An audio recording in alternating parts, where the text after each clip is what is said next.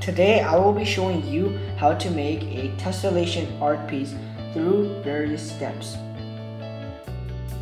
According to csun.education, a tessellation is a repetition of shapes which make an art piece or artwork.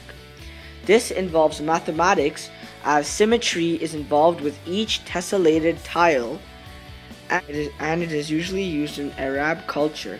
Remember, each tessellated tile is completely congruent with the other ones that are also displayed.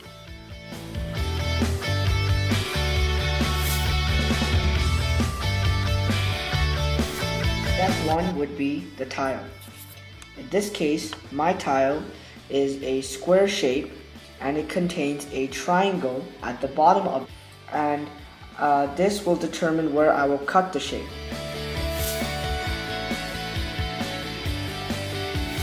As you can see, I already have a row finished.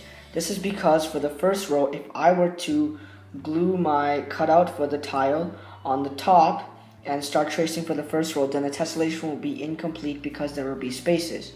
So the tutorial on how to make the tessellation for each row of the tessellation actually would be on the second row. So what will happen is that for your tile, the cutout of the tile will be placed wherever you want. So in this case, it's on the top, and it will fit just like a puzzle piece with the other traces of the tiles to make your complete tessellation, just like as you can see here.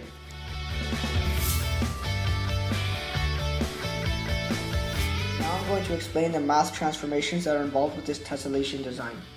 Now whatever transformation that I'm going to use, it's going to make my tile look the same throughout the tessellation, because I chose a symmetrical design for this. So that is why the transformations I'm going to use are going to make it look the same. Okay, what you're going to do now is you're going to translate your shape or your tile 14 spaces to the right. Then on line A, you're going to reflect your tile, and then on point Z, you are going to rotate your tile 90 degrees, 180 degrees, 270 degrees, and then 360 degrees counterclockwise. Then you're going to translate your tile again 14 spaces to the right, and now you're going to translate your tile on point Z 16 spaces down, and now you're going to get to about here.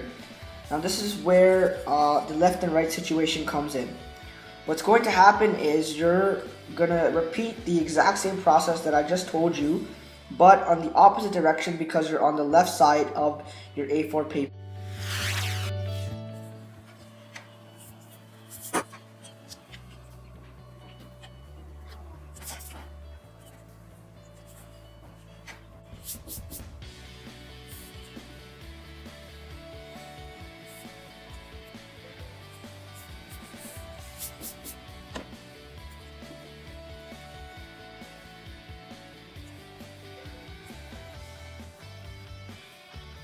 After you have translated each and every tile to look like this and check that it's congruent and of course straight, I would recommend using a ruler, then you can go on to making your design.